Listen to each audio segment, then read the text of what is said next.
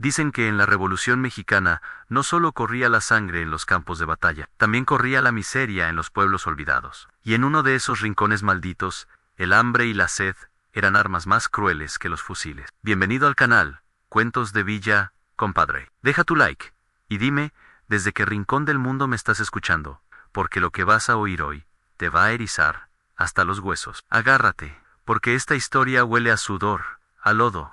Why? Event.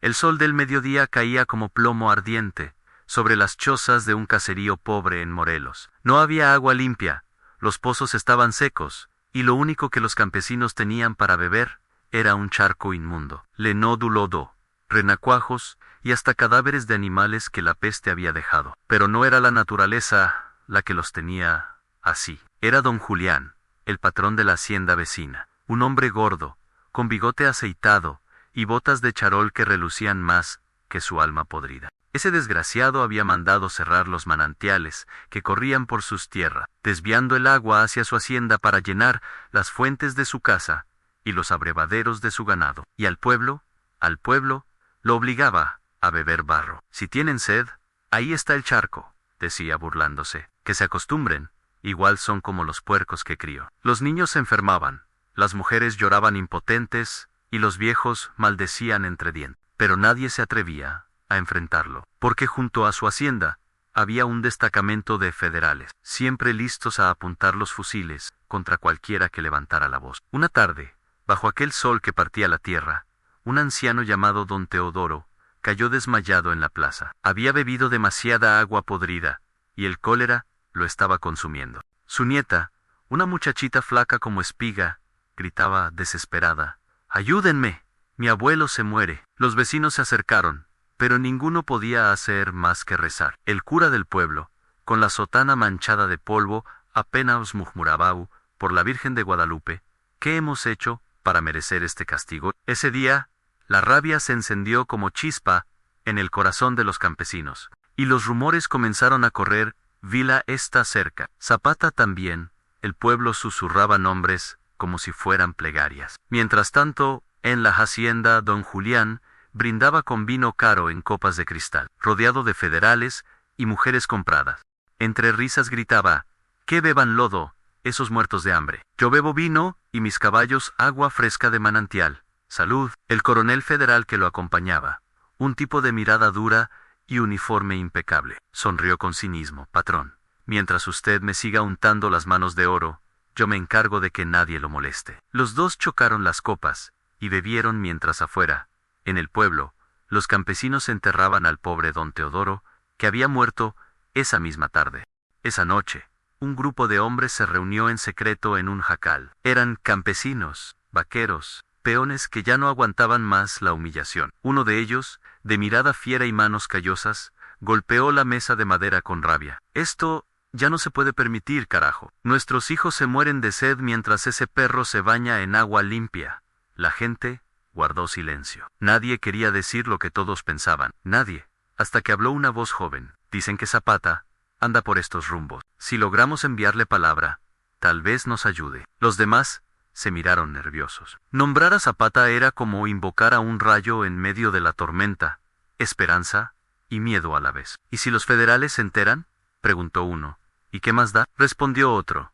«¿Acaso no estamos ya muertos en vida?». El silencio se hizo pesado. Afuera, los grillos cantaban y la luna alumbraba la miseria del pueblo. Finalmente, alguien asintió con determinación: «Mañana, al amanecer, saldré a caballo. Buscaré a los hombres de Zapata. Si no vuelvo, será porque me mataron en el camino».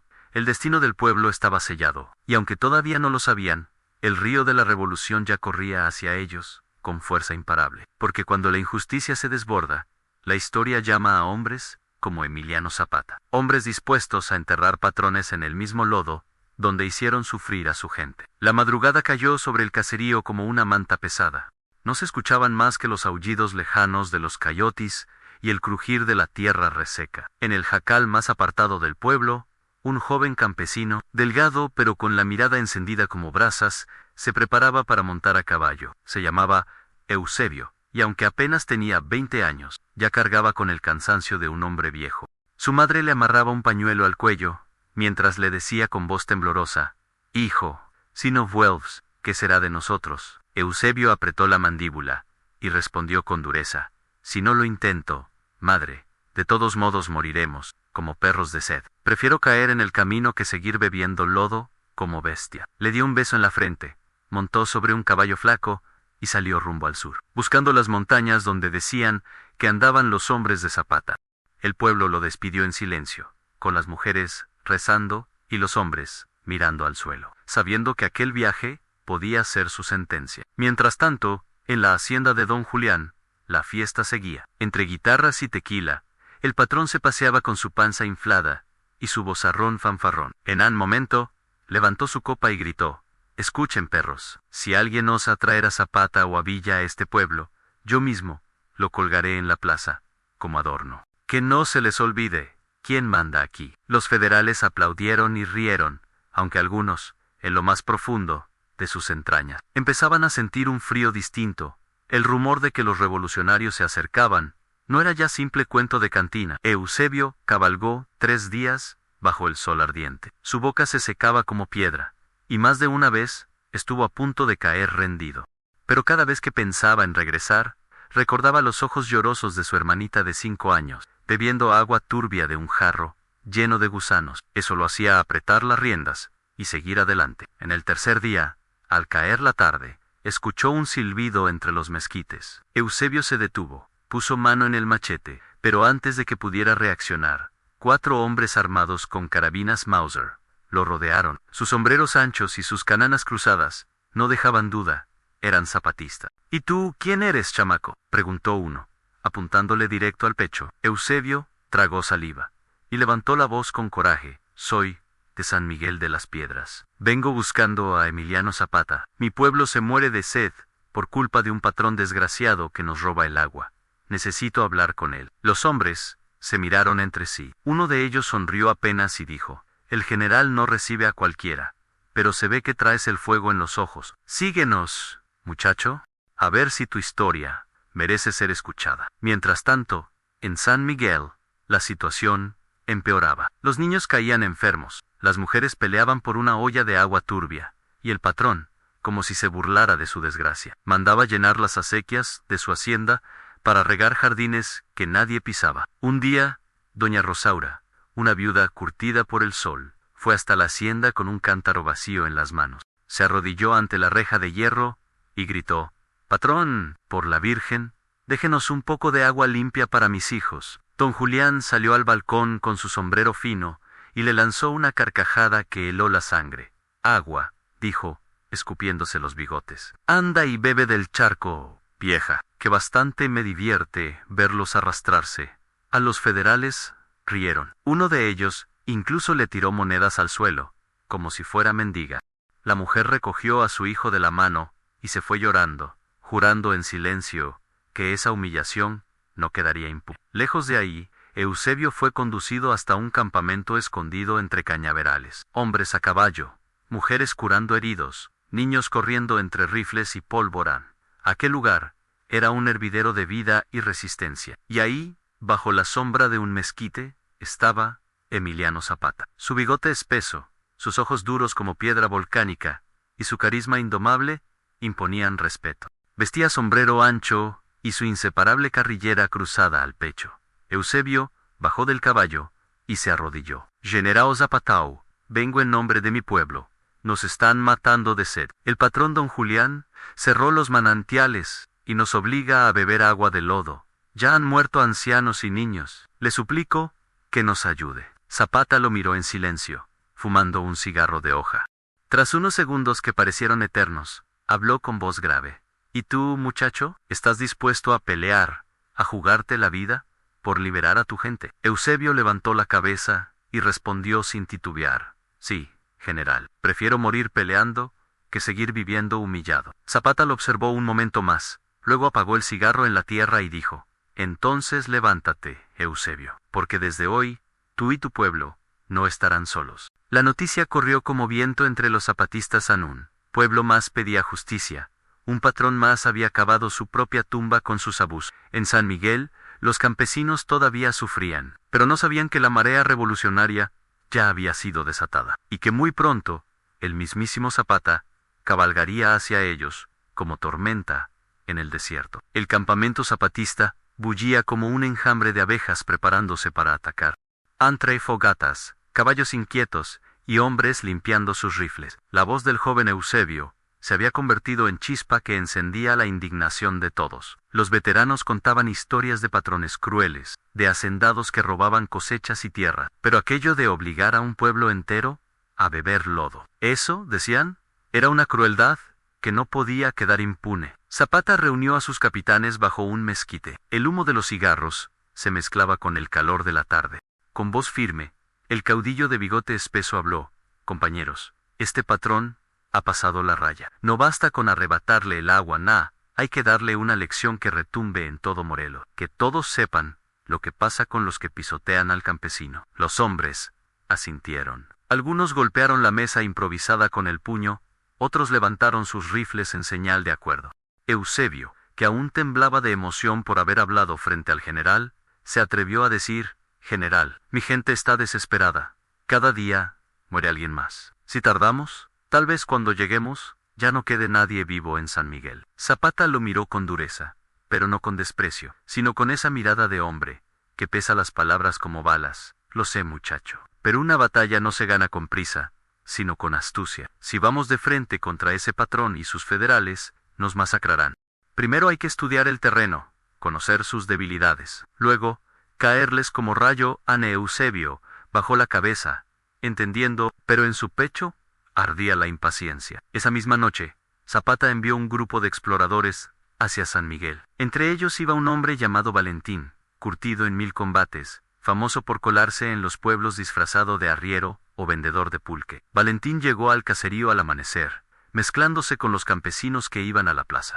Lo que vio le revolvió las entrañas en niños con labios partidos por la sed, mujeres llenando cántaros con agua turbia, y el cadáver de una vaca hinchada flotando en el charco que todos compartían. Se acercó a una mujer que lloraba mientras intentaba dar de beber a su bebé. Con voz baja, le preguntó: ¿quién les hizo esto, comadre? Ella lo miró con ojos enrojecidos y respondió: el patrón Julián, que Dios lo maldiga. Cerró los manantiales y puso soldados para que nadie se acerque. Dice que somos menos que sus caballos. Valentín apretó los dientes, conteniendo la furia. Sabía que pronto volvería con noticias para Zapata. En la hacienda, mientras tanto, don Julián se paseaba por los corredores frescos, con un vaso de vino en la mano y una risa engreída en la boca. Se había enterado de los rumores. Decían que Zapata andaba cerca, que Villa mismo había enviado hombres a Morelos. El patrón llamó a su compadre, el coronel de los federales. «¿Compadre?»,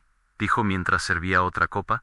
«La gente anda diciendo que ese diablo de Zapata piensa venir. ¿Qué haríamos si se aparece en mis tierras?» El coronel, hombre frío de bigote recortado, respondió con calma: «Que venga. Para eso tengo 50 hombres bien armados. Ningún pelado con guaraches va a sacar a los federales de aquí». Rieron juntos, chocando las copas. Pero en el fondo, ambos sabían que el nombre de Zapata no era un cuento, era un trueno que anunciaba tormenta. Valentín regresó al campamento zapatista al tercer día, cubierto de polvo y con la rabia pintada en la cara. «General», dijo al llegar, «lo que vi allá no tiene nombre. Los niños están bebiendo agua podrida, los viejos mueren como moscas, y el patrón vive en la abundancia, con sus fuentes llenas y sus soldados cuidando el lujo». Zapata escuchó en silencio, mientras mascaba un trozo de tabaco. Después, escupió a un lado y dijo: «Entonces, es verdad. Ese hombre se ha ganado su tumba». Los capitanes asintieron, murmurando oraciones y maldiciones. Uno de ellos, apodado el Güero Salazar, levantó la voz: «General, díganos la palabra y en 3 días le quemamos la hacienda entera». Pero Zapata alzó la mano, imponiendo silencio. «No. Todavía no. Si vamos directo, se nos escapará. Ese tipo debe pagar de la misma forma en que ha hecho sufrir a su gente. Quiero que se ahogue en el mismo lodo que obligó a beber a los pobres. Para eso, hay que preparar un plan». Eusebio escuchaba cada palabra con los puños cerrados. Su corazón pedía fuego inmediato, pero entendía la lógica del general. Zapata no solo buscaba vengar al pueblo, buscaba dar un ejemplo que todo México recordara. Esa noche, Los zapatistas se reunieron en círculo, trazaron el mapa del pueblo en la tierra, con piedras representando las casas y ramas, señalando las rutas de los federales. Zapata, agachado sobre la tierra, dibujaba con un palo mientras hablaba: aquí está la hacienda. Aquí, el charco de lodo. Y aquí, los manantiales que desvió. Si logramos cortarles el agua a los federales, pronto caerán en la misma desesperación. Cuando tengan la garganta seca, entonces caeremos sobre ellos. Los hombres asentían, algunos sonriendo con malicia. El plan era tan cruel como justo convertir el agua en arma. Mientras tanto, en San Miguel, la desesperación crecía. Doña Rosaura, la misma que había sido humillada en la reja de la hacienda, reunió a las mujeres del pueblo en secreto. Hermanas, ya no podemos esperar milagros. Si los hombres no se atreven, nosotras iremos al monte a buscar a Zapata, que vea con sus propios ojos lo que sufrimos. Las demás dudaban, pero al final, aceptaron. El coraje de una mujer con hijos hambrientos es más fuerte que 100 rifles federales. Y así, cuando los federales menos lo esperaban, un grupo de mujeres salió de madrugada con velas y rosarios, marchando hacia el sur. No sabían que el destino ya estaba en marcha, y que la justicia venía galopando con la furia de un huracán. El sol caía a plomo sobre San Miguel, y la tierra ya no crujía. Se resquebrajaba como si gritara de sed. Los campesinos caminaban encorvados, con la piel pegada a los huesos y la mirada perdida. El charco de lodo, antes grande y apestoso, ahora apenas era un hoyo fangoso, lleno de insectos y cadáveres de ranas. Aún así, la gente se agolpaba alrededor, peleando por un jarro de aquel líquido marrón que olía a muerte. Los niños lloraban, las mujeres rezaban, y los viejos se desplomaban, uno a uno, como espigas secas. El patrón, don Julián, miraba todo desde la sombra fresca de su balcón. Su barriga se movía con las carcajadas, mientras agitaba un abanico de plumas. Tenía junto a él una jarra de agua cristalina que brillaba como un insulto a la miseria del pueblo. Mírenlos, decía a los federales a su alrededor. Hasta para pelear por agua sucia, son unos miserables. Díganme si no es mejor tenerlos así, dóciles, que pensar en rebeliones. El coronel federal asintió con un gesto seco, aunque en el fondo, hasta él, se estremecía. No por compasión, sino porque sabía que tanta crueldad atraía a los hombres que la revolución veneraba como santos y temía como demonios Zambilla. Zapata, a ese mismo día, un niño de apenas 10 años, con la piel cubierta de llagas, se atrevió a acercarse hasta la hacienda con un jarrito vacío. Temblando, levantó la voz: «Patrón, deme tantita agua, por la Virgen». Los federales lo empujaron al suelo entre risas. Don Julián, divertido, tomó su jarra de agua fresca y con calma diabólica derramó el líquido frente al niño, empapando la tierra seca sin dejarle una gota. «Ahí tienes, escuincle». «Sí, teens», said Chapalao Polvo. El niño lloró de rabia y dolor, y la gente que miraba desde lejos bajó la cabeza, tragándose su indignación. Nadie quería una bala federal en la frente. Mientras tanto, en las montañas, Zapata afilaba el plan con sus hombres. Valentín regresaba del pueblo con noticias frescas, y cada palabra era un carbón ardiendo que caía en los oídos del general. «General, ya no queda casi agua en el charco. El patrón se divierte, humillando a la gente.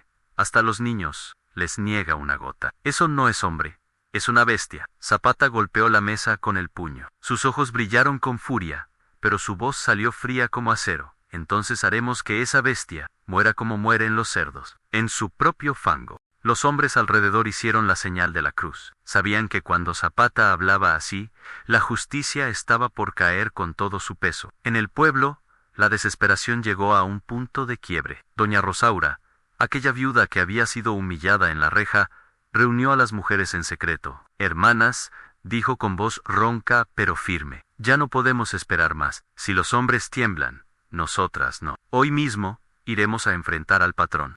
No pediremos limosna. Iremos a exigir lo que es nuestro». Las mujeres, con hijos en brazos y lágrimas en los ojos, asintieron. Algunas cargaban machetes viejos, otras palos, y las más jóvenes, apenas piedras. No eran armas, eran símbolos de un coraje que ardía más fuerte que el sol. Marcharon hasta la hacienda, entonando rezos que sonaban a maldición. Los federales, al verlas acercarse, se burlaron.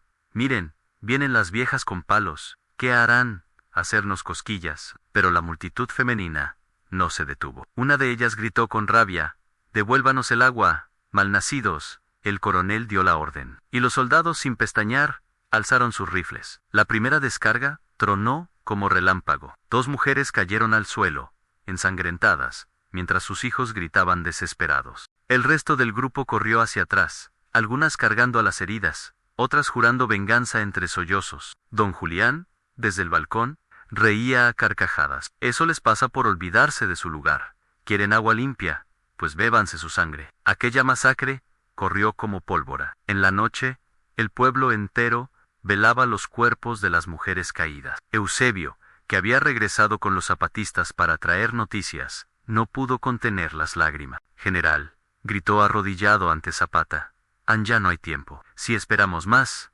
acabarán con todos. Haga justicia, ya, por favor. Zapata puso una mano pesada sobre su hombro, y dijo, con voz grave, la justicia llegará, Eusebio. Pero no será con prisas, ni con lágrimas. Será con la fuerza del trueno, y el filo del machete y cuando caiga, no quedará memoria de ese patrón, más que su vergonzosa muerte. Los campesinos empezaban a organizarse, aunque el miedo seguía mordiendo fuerte. En cada rincón del pueblo se escuchaban susurros: San Zapata viene, ya está cerca. Los federales también habían oído los rumores. El coronel reforzó las guardias, ordenó cavar trincheras y montó ametralladoras en los techos de la hacienda. Pero aún así, sus hombres no dormían tranquilos. Cada sombra entre los mezquites les parecía un zapatista, cada silbido del viento, un disparo. Y en medio de todo, don Julián seguía borracho de poder.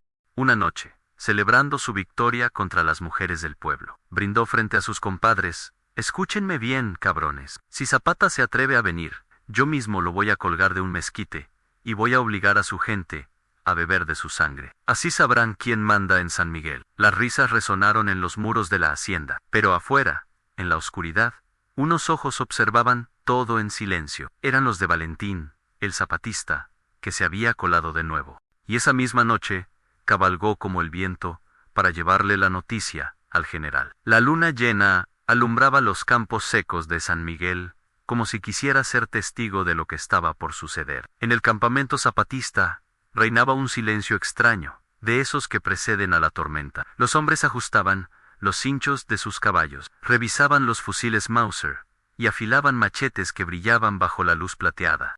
Zapata, con su sombrero ancho y su carrillera cruzada, caminaba entre ellos con paso firme. Su sola presencia llenaba de valor a sus tropas. Alzó la voz, ronca pero clara, como trueno que anuncia desastre: compañeros, esta noche no peleamos por tierras ni por oro, peleamos por agua, por vida. Ese patrón maldito convirtió la sed en arma, y la usó contra nuestro pueblo. Pero ya es hora de que pruebe su propio veneno. Un murmullo de aprobación recorrió el campamento.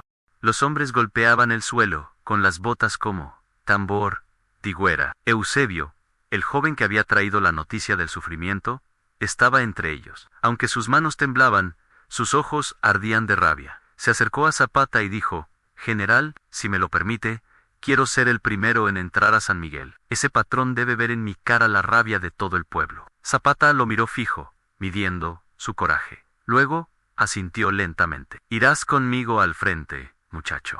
Pero recuerda, no peleamos con odio ciego, peleamos con justicia. Y la justicia, aunque dura, nunca es ciega. Eusebio bajó la cabeza en señal de respeto, aunque por dentro hervía como caldera. Mientras tanto, en la hacienda, don Julián festejaba una vez más. Tenía música de cuerdas, comida abundante y botellas de mezcal rodando bajo las mesas. Los federales, ya medio ebrios, vigilaban con la torpeza de quien cree que el peligro nunca llegará. El coronel, menos confiado, observaba el horizonte con el ceño fruncido. A cada tanto, le parecía ver sombras moviéndose entre los magueyes, pero cuando lo comentaba, el patrón lo callaba con un manotazo. Compadre, deje ya esas caras largas. Ningún pelado con machete puede contra mis muros y mis soldados. Beba, que la vida es corta. El coronel bebía, pero en su estómago se enroscaba un nudo de presentimiento. A medianoche, un silbido agudo cortó el aire en San Miguel. Era la cita. De entre los cañaverales salieron los zapatistas como una ola oscura, avanzando a caballo con fusiles en alto. Los gritos de guerra rompieron el silencio. ¡Viva Zapata! Tierra y libertad. Los federales se sobresaltaron. Algunos apenas alcanzaron a ponerse las botas cuando las primeras balas reventaron contra los muros de la hacienda. Los caballos relinchaban, los hombres gritaban, y el caos se desató como si el mismísimo infierno hubiera caído sobre la hacienda. Zapata, al frente, levantaba el machete brillando a la luz de la luna. Su voz retumbaba como un cañón. A ellos, hombres, que sientan en la garganta la misma sed que hicieron pasar al pueblo. Los zapatistas irrumpieron como torbellino. El estruendo de los Mauser y el choque de machetes contra bayonetas llenó la noche. El aire olía a pólvora, sudor y sangre. Eusebio, montado en su caballo flaco, disparaba con rabia. Recordaba a su hermanita llorando con un jarro de lodo en las manos, y cada bala que soltaba llevaba ese recuerdo como pólvora extra. Dentro de la hacienda, el patrón Julián despertó de su borrachera con los gritos. Asomó al balcón y vio la tormenta desatada. Sus ojos se abrieron como platos al reconocer las voces. Zapata, son los hombres de Zapata. Se le cayó la copa de vino de las manos. El coronel, en cambio, reaccionó con frialdad. Reunió a los soldados, ordenó formar en el patio y preparó las ametralladoras. Los federales respondieron con ráfagas que iluminaron la noche, derribando a varios zapatistas. La batalla se volvió una carnicería. Los campesinos de San Miguel, al escuchar el estruendo, salieron de sus chozas, al principio con miedo, pero al ver las banderas zapatistas, la esperanza les explotó en el pecho. Es Zapata, el general, ha venido por nosotros. Hombres, mujeres y hasta niños tomaron piedras, palos y machetes viejos, y corrieron a unirse al combate. La rabia acumulada por años los volvió fieros, como jaguares. Doña Rosaura, con el rebozo manchado de lágrimas, levantó un machete y gritó: «Por nuestras muertas, por nuestros hijos», y se lanzó contra un federal, hundiendo la hoja con una fuerza que ni ella sabía que tenía. Zapata vio al pueblo levantarse y sonrió bajo el bigote. Ese era el verdadero poder de la revolución, no los rifles ni los caballos, sino la dignidad encendida del campesino. Alzó la voz entre el estruendo: «Hoy no somos ejército ni pueblo, hoy somos uno solo, y juntos vamos a enterrar a ese perro en el mismo pantano que hizo beber a los pobres». Los zapatistas rugieron en respuesta, y la lucha se intensificó. Don Julián, acorralado en su hacienda, empezó a temblar. Ya no reían, ya no se burlaba. Corría de un lado a otro, pidiendo a gritos que sus federales resistieran. «Dispárenles, malditos, no dejen que entren». Pero los soldados, aunque mejor armados, no podían contra la furia desatada de un pueblo con sed de justicia. Cada aullisparus zopichista, cada macatazo campesino, era una deuda cobrada en nombre de los muertos. Al amanecer, el combate seguía. Los federales resistían, pero el cerco se cerraba. El coronel, con la cara manchada de polvo y sangre, entendió que estaban perdidos. Miró al patrón y lo vio tirado en un rincón, con la ropa sucia y los ojos desorbitados de miedo. «Nos van a matar a todos por su culpa, Julián», murmuró con desprecio. El patrón no respondió. Apenas podía respirar, tragándose el terror como quien se ahoga en su propio vino. El sol apenas asomaba por el horizonte, cuando los primeros rayos iluminaron el humo espeso que cubría San Miguel. La hacienda ardía en algunos sectores. Los federales resistían atrincherados, y el pueblo, junto con los zapatistas, no daba tregua. El aire olía a pólvora, sudor y miedo. Emiliano Zapata, desde lo alto de su caballo negro, contemplaba la escena con el ceño fruncido. La lucha había sido dura. Los federales, a pesar de estar borrachos al inicio, demostraban que la disciplina militar todavía corría en sus venas. Las ametralladoras habían cobrado varias vidas campesinas, y el propio Eusebio había recibido un rozón en el brazo, pero la voluntad del pueblo seguía firme. Zapata levantó el machete y gritó: «Hombres, no hemos llegado tan lejos para detenernos ahora. El que tenga miedo, que recuerde la sed de nuestros hijos, la humillación de nuestras mujeres y la burla de ese perro que nos obligó a beber lodo. Hoy no se lucha por venganza, se lucha por justicia». El rugido de respuesta estremeció la tierra. Dentro de la hacienda, el coronel federal sudaba bajo el uniforme empapado. Había perdido más de la mitad de sus hombres. Las caras jóvenes de sus soldados mostraban terror. Algunos empezaban a desertar, tirando sus rifles y mezclándose con la multitud para salvar la vida. El coronel sabía que la derrota era inevitable. Miró al patrón, que que se escondía detrás de un muro, con la cara hinchada por el miedo y el aliento a mezquel todavía pegado en la boca. «Esto es su culpa, Julián», le gritó, lleno de rabia. «Si hubiera tratado al pueblo con dignidad, no estaríamos en esta situación. Zapata viene por usted, no por nosotros». El patrón lo miró con ojos de loco, temblando como perro bajo tormenta. «Cállese y siga disparando. Usted es el militar, no yo». Pero el coronel ya no obedecía, ciegamente. Algo en su interior había cambiado. Ann ya no peleaba por honor ni por deber, sino por sobrevivir. Afuera, Eusebio, con el brazo ensangrentado, se acercó a Zapata. «General, la gente está cansada, pero si usted da la orden, seguimos hasta las últimas consecuencias». Zapata lo miró con severidad, pero también con orgullo. «Muchacho, la justicia siempre cansa, pero una vez que empieza, no se puede detener. Dile a los tuyos que resistan un poco más. Ya casi es hora de que el patrón beba de su propio pantano». Zapata entonces organizó una nueva estrategia. Ordenó a un grupo de campesinos incendiar los almacenes de la hacienda para cortar el suministro de pólvora y víveres. A otro grupo lo mandó a cavar trincheras alrededor, sellando toda salida. «Nadie entra, nadie sale», dijo con firmeza. Ese patrón pensó que podía encerrar al pueblo en la sed. Ahora será él quien muera rodeado de ella. Los hombres obedecieron. En pocas horas, la hacienda quedó cercada como animal acorralado. El patrón Julián comenzó a perder la razón. Veía cómo los federales caían, cómo sus criados lo abandonaban y cómo las paredes de su hacienda, que durante años fueron símbolo de poder, se llenaban de agujeros de bala. Corrió hacia el coronel, casi de rodillas. «Sálveme por el amor de Dios, le pagaré el doble, el triple, oro, tierras, mujeres, lo que quiera, pero sálveme de Zapata». El coronel lo empujó con desprecio. «Oro, tierras, ¿qué valor tiene eso ahora, Julián? Usted está acabado, y cuando Zapata entre, no habrá tesoro que lo salve». El patrón lloró como niño. Su soberbia se había convertido en un charco de lágrima. Mientras tanto, en el pueblo, la noticia corría de boca en boca: «Ann Zapata ya tiene cercada la hacienda». Las mujeres, los ancianos y hasta los niños se agolpaban en la plaza, esperando el desenlace. Algunos pedían venganza inmediata, otros rogaban a la Virgen que la sangre derramada no fuera en vano.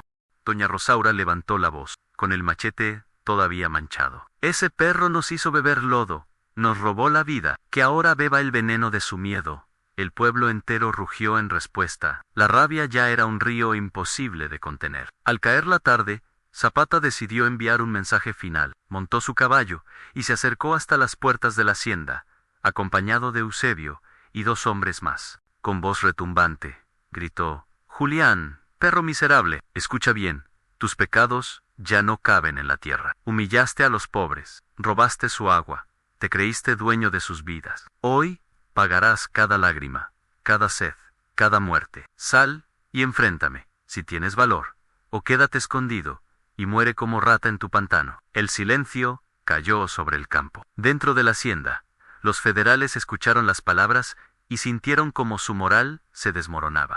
Algunos empezaron a rendirse, tirando sus armas y gritando: «No disparamos más, no queremos morir por ese patrón». El coronel federal, viendo que la deserción era masiva, supo que todo había terminado. Con el rostro cansado y la dignidad rota, se presentó en el portón con un pañuelo blanco. «General Zapata», dijo con voz grave, «mis hombres se rinden. No quiero más sangre inútil, pero le advierto, el patrón Julián no se entregará. Está loco de miedo». Zapata lo miró en silencio unos segundos, y luego respondió: «Al menos usted ha tenido un poco de vergüenza. Retírese con los suyos». «Pero Julián no tendrá esa suerte, Ann, su hora ya llegó». El coronel bajó la cabeza y se retiró con los pocos soldados que aún lo seguían. El patrón, al ver que hasta sus federales lo habían abandonado, cayó de rodillas, golpeando el suelo con los puños. «No puede ser, yo era el amo, yo era el dueño. Eran míos, todos eran míos».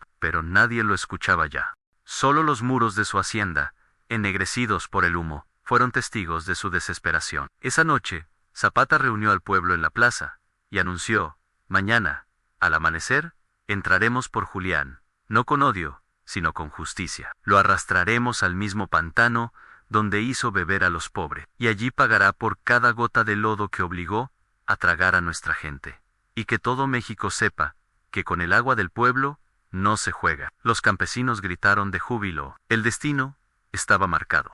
El patrón no tenía escapatoria. El amanecer tiñó de naranja los cielos sobre San Miguel, y la hacienda de don Julián parecía un castillo rodeado de llamas y humo. Los últimos soldados federales habían huido, y el patrón estaba completamente solo, acorralado entre sus muros ennegrecidos y la mirada de un pueblo que ya no conocía miedo. Emiliano Zapata montó su caballo frente al portón principal, acompañado de Eusebio y un grupo selecto de zapatistas. Su figura, imponente y serena, inspiraba confianza y respeto. Con la voz grave que retumbaba por todo el valle, anunció: «Hoy se hace justicia. El patrón que obligó a nuestros niños a beber lodo y humilló a nuestras mujeres, pagará por cada lágrima, cada sed, cada grito que nos arrancó». Los campesinos reunidos en la plaza rugieron al unísono: «¡Viva Zapata, tierra y libertad!». El patrón, que había pasado la noche temblando, escuchó esos gritos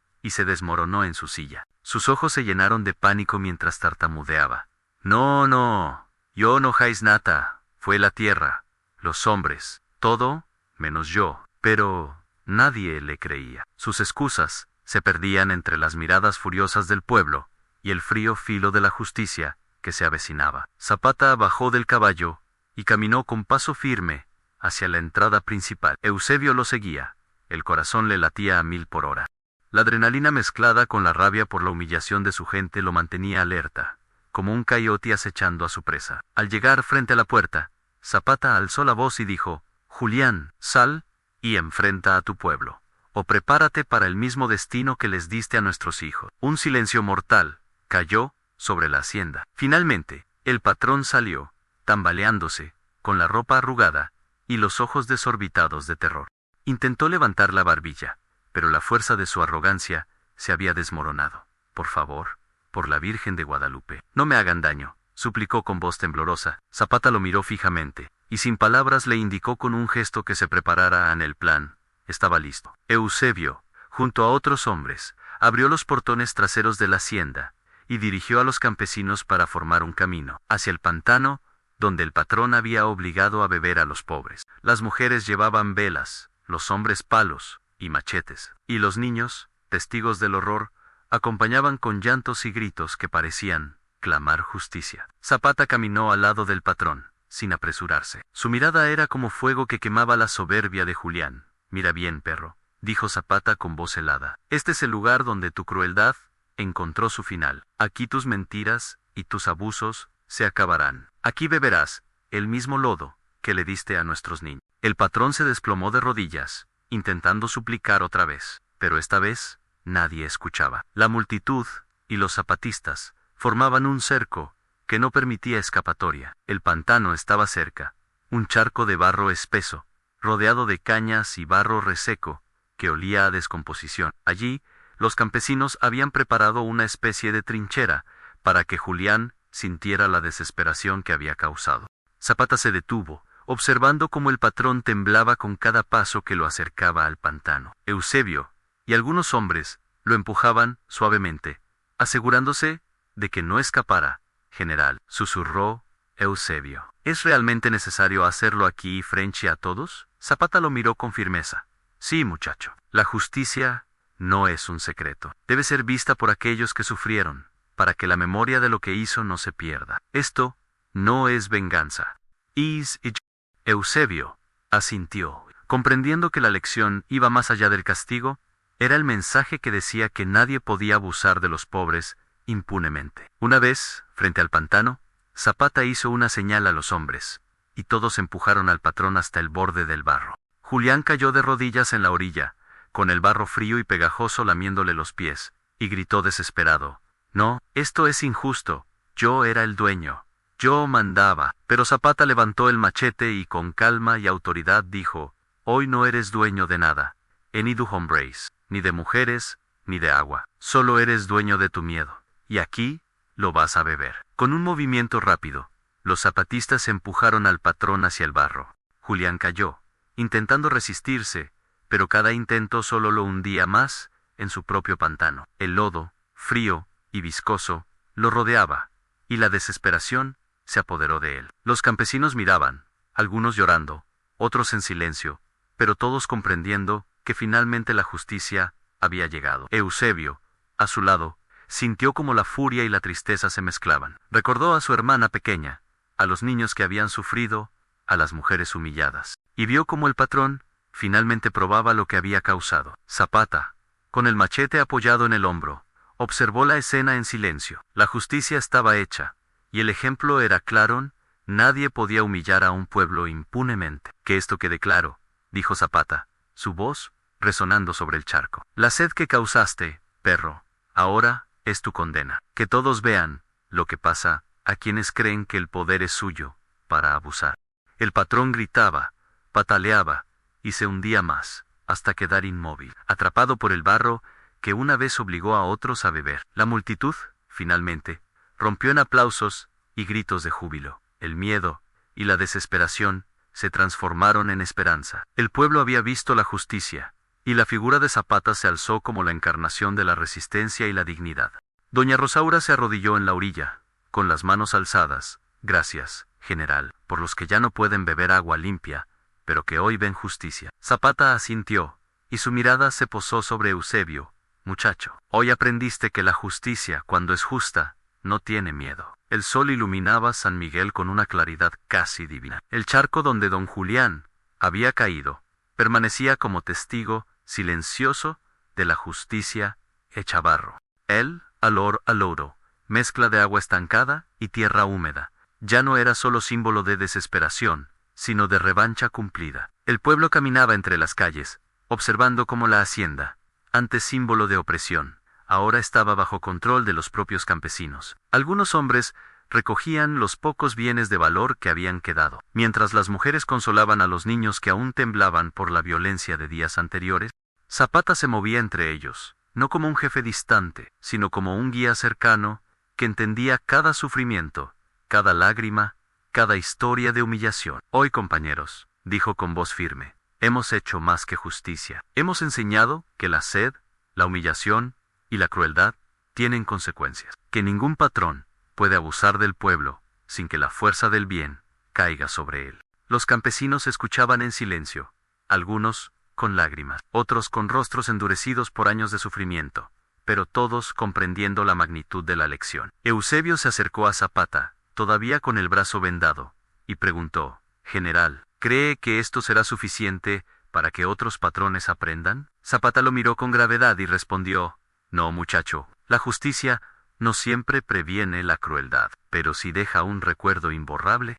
Hoy, San Miguel recordará que el poder sin justicia es inútil, y el abuso tiene un precio. Y mañana, otros pueblos verán que el pueblo, unido, no es víctima, sino juez. Eusebio asintió, sintiendo como un peso enorme se aligeraba en su pecho. La rabia que había ardido por días se transformaba en orgullo y esperanza. Mientras tanto, las mujeres del pueblo, lideradas por doña Rosaura, comenzaron a reconstruir las chozas y a cuidar de los niños. Algunas todavía sostenían machetes, pero ya no para pelear, sino para limpiar y proteger. Cada piedra colocada, cada pared reparada, era un símbolo de resistencia y renacimiento. Nunca más, decía Rosaura entre susurros, nadie nos obligará a beber lodo. Que nuestros hijos crezcan libres, con dignidad y sed de justicia, no de agua sucia. Las otras mujeres asentían, y juntas comenzaron a organizarse para cuidar el agua y los recursos que antes les eran negados.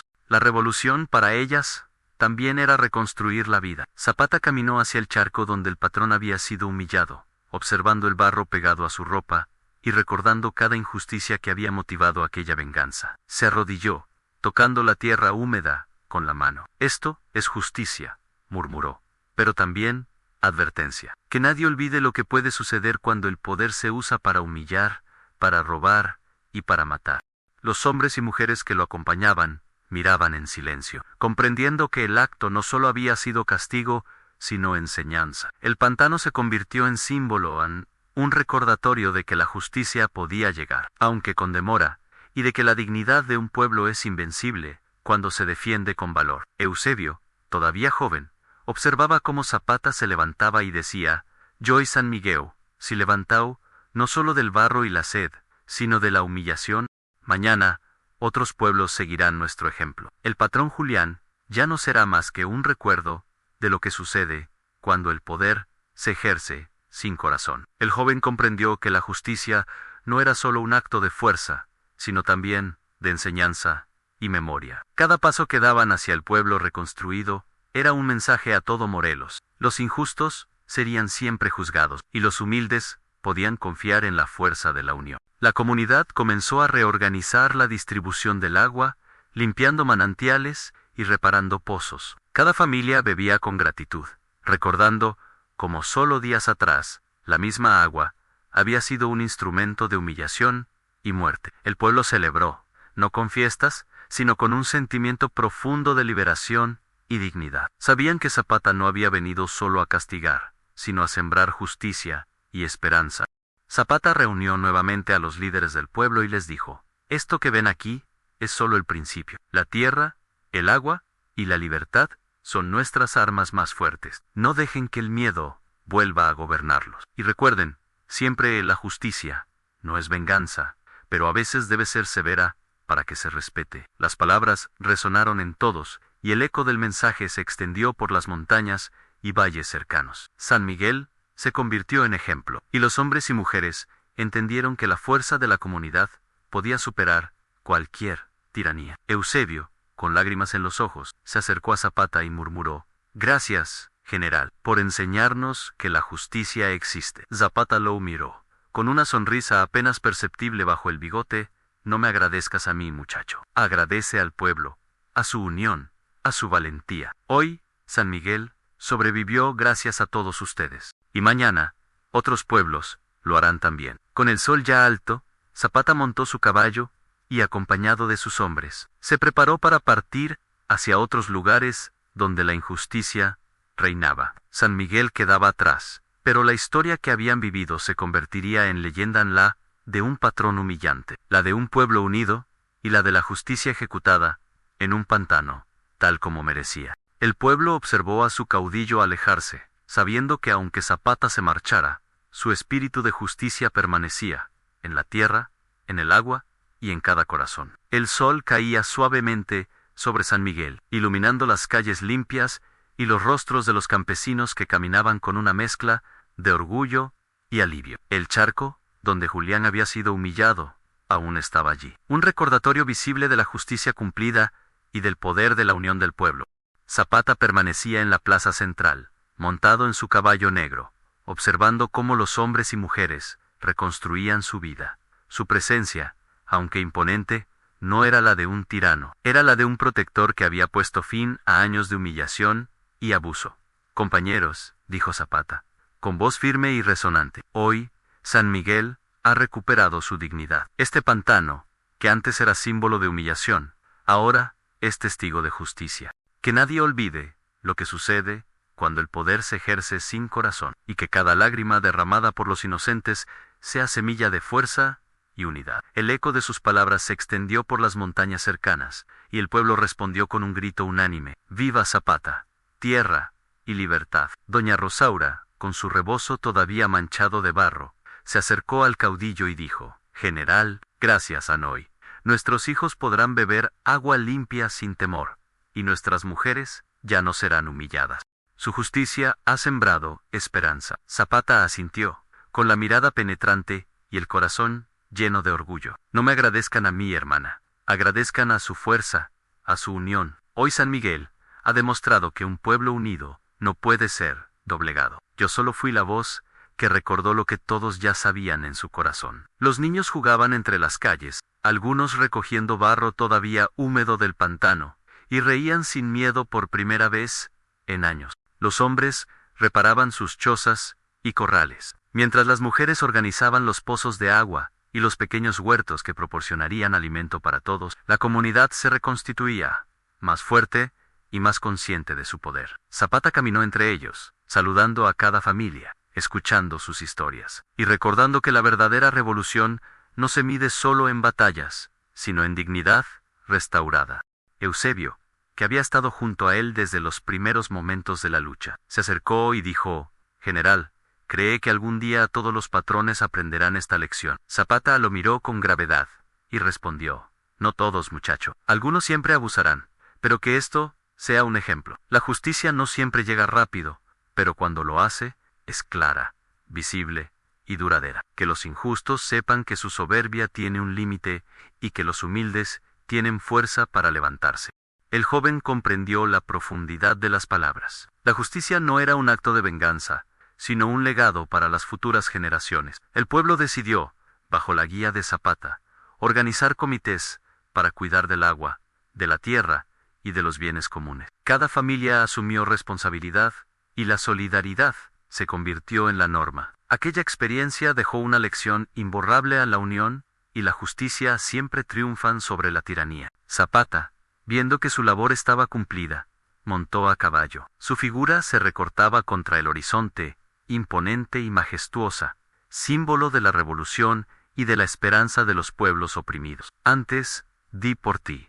Levantó la voz una última vez. Recuerden, compañeros, la verdadera fuerza no está en las armas, sino en la dignidad, la unión y la justicia. Que San Miguel sea ejemplo para todos los pueblos de México. Y que aquellos que humillen, roben o destruyan, sepan que el pueblo siempre encontrará la manera de poner fin a su maldad. El patrón Julián quedó atrapado en el pantano, reflejo de su propia codicia y crueldad. Sus gritos se apagaron lentamente, ahogados por el lodo que lo envolvía, hasta convertirse en un recuerdo más que la historia del pueblo jamás olvidaría. El charco, antes símbolo de humillación, se convirtió en símbolo de justicia. El pueblo lo entendió. La justicia podía ser dura, pero debía ser visible para que todos recordaran que nadie está por encima de la dignidad de los humildes. Doña Rosaura, con lágrimas de alegría y gratitud, se arrodilló junto al pantano y dijo en voz baja: «Hoy hemos aprendido que la justicia existe, y que nosotros también podemos hacerla valer. Que nuestros hijos crezcan libres, con fuerza y con memoria». Los demás asentían, y una sensación de paz, mezcla de alivio y orgullo, se extendió por San Miguel. Eusebio miró a Zapata, mientras el general se alejaba a caballo, rumbo a otras tierras donde la injusticia todavía oprimía. El joven comprendió que la verdadera enseñanza no estaba solo en la caída del patrón, sino en la fuerza del pueblo que se levantó, unido, para reclamar lo que era suyo. «Gracias, general», murmuró Eusebio para sí mismo. «Hoy aprendimos que la justicia nunca llega sola, pero siempre llega si luchamos por ella». Zapata desapareció en el horizonte, dejando tras de sí un pueblo libre, consciente de su fuerza y de su dignidad restaurada. La revolución continuaría, pero la historia de San Miguel quedaría grabada para siempre en la memoria de quienes vivieron aquel día. El charco de barro permaneció como testigo, y con el tiempo, el pueblo lo convirtió en símbolo de enseñanza. Los ancianos contaban la historia a los niños, y cada vez que alguien mencionaba a Julián, la voz se llenaba de desprecio, y leccionan: «Nunca abuses de los humildes, porque su fuerza y su justicia te alcanzarán, y pagarás en el mismo barro que quisiste imponerles». Y así, San Miguel renació. La sed de justicia se había saciado, la unión del pueblo se fortaleció, y Zapata, siempre vigilante, dejó claro que la dignidad no se negocia, y que los tiranos no tienen lugar donde la revolución camina. El pantano se convirtió en símbolo de esperanza. La lucha en ejemplo Huayla Gasticia, Onque Tardía, se cumplió en toda su magnitud.